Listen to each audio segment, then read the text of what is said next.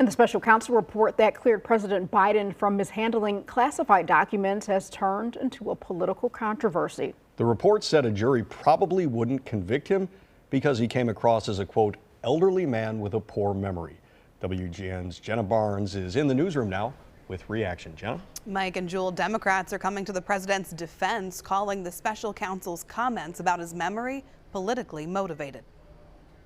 I smell a rat in the comments that were made. Governor J.B. Pritzker among the long list of Democrats defending President Joe Biden, a day after special counsel Robert Hur released this report, deciding not to charge the president for his handling of classified documents, but also voicing assessments of the president, describing him as a well-meaning elderly man with a poor memory. I thought it was extremely unfair for he was a Trump appointee originally to the Department of Justice, to offer his own opinions about the mental acuity or age of the President of the United States. The White House calling the special counsel's words gratuitous and inappropriate. We're in a very pressurized political environment, and when you are the first special counsel in history not to indict anybody, there is pressure to criticize and to make, statements that maybe otherwise you wouldn't make. The way that the president's demeanor in that report was characterized could not be more wrong on the facts and clearly politically motivated. Vice President Kamala Harris describing Biden during the time of his interview with the special counsel in the days after Hamas attacked Israel, October 7th. He was in front of it all, coordinating and directing leaders who are in charge of America's national security, not to mention our allies around the globe. As top Democrats rally around Biden, former President Donald Trump is responding to the special counsel's decision against charges. Trump is being prosecuted for his handling of classified documents, accused of obstructing justice. They're trying desperately to spin the Biden document disaster into but wasn't Trump worse? No, Trump was peanuts by comparison. Did distinguish Biden's case from the separate Trump investigation, saying Biden cooperated. He alerted authorities, consented to searches, and turned in classified documents. Trump is accused of enlisting others to destroy evidence and lie about it. Mike and Jewel. All right, thank you, Jenna. There are, of course, several political implications for the president coming out of that report.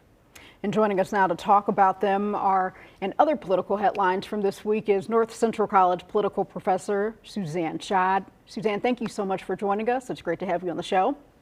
Thanks so much for having me. Yes, absolutely. So just kind of recapping Jenna's story that just aired, President Biden spoke very defensively this week after a Department of Justice report cited him as an elderly man with a poor memory. Now, this report citing he didn't remember when his son died. The findings in the DOJ report led to the president not being charged criminally for possession of classified documents as a private citizen. How is this report truly going to impact the president politically, especially as he runs for president? Again, I should say, run for president. Yeah, it's tricky for President Biden now because already he's fighting against this narrative that he is an elderly man who, where his mental acuity is in question. And so the fact that the special counsel took it upon himself to write those things in the report that seemed to be unnecessary for his actual findings doesn't do President Biden any favors. I will note here, though, as we talk about some of the other stories from this week, that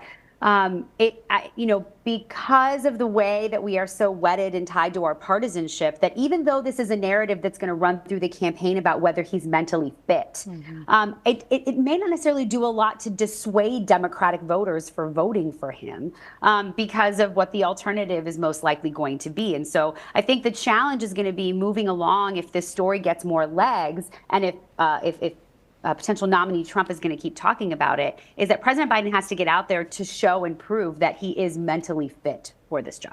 Okay. Do you feel like Americans need to be concerned about the findings in the report?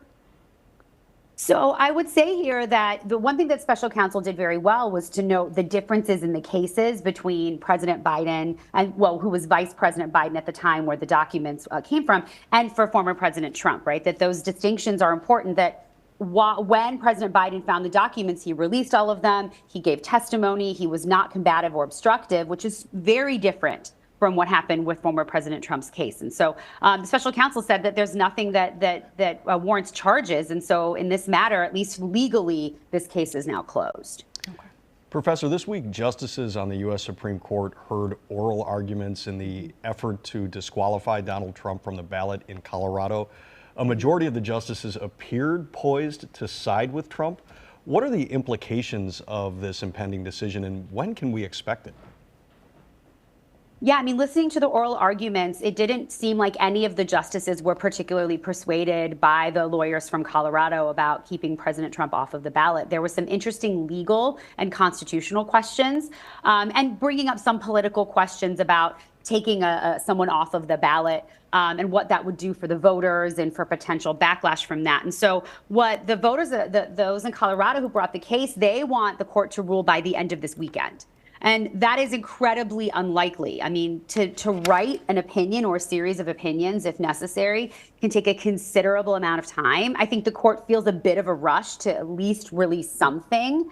But the sooner that they can release it, the better to move on. I think it would be shocking if they sided with the voters of Colorado or those who brought the case, just based on the way that they reacted in the oral arguments. All right, and Professor, some Senate Republicans are threatening to block a bipartisan border bill, even though it was negotiated by fellow Republicans a day or so before. Why the quick change of mind, and where do we go from here?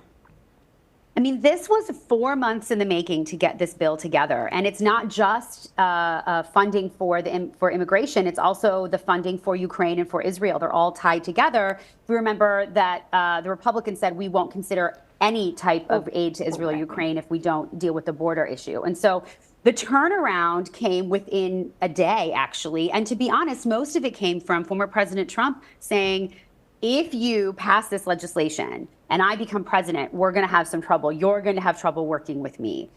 President Trump feels like if he wins and becomes president in 2025, he wants to be the one to fix the crisis. The current President Biden cannot be the one to fix the crisis. And so the turnaround was not based on policy, it was based on politics. All right. Well, Professor Suzanne Schott, thank you so much for joining us. We appreciate your input and your wisdom. Thank you.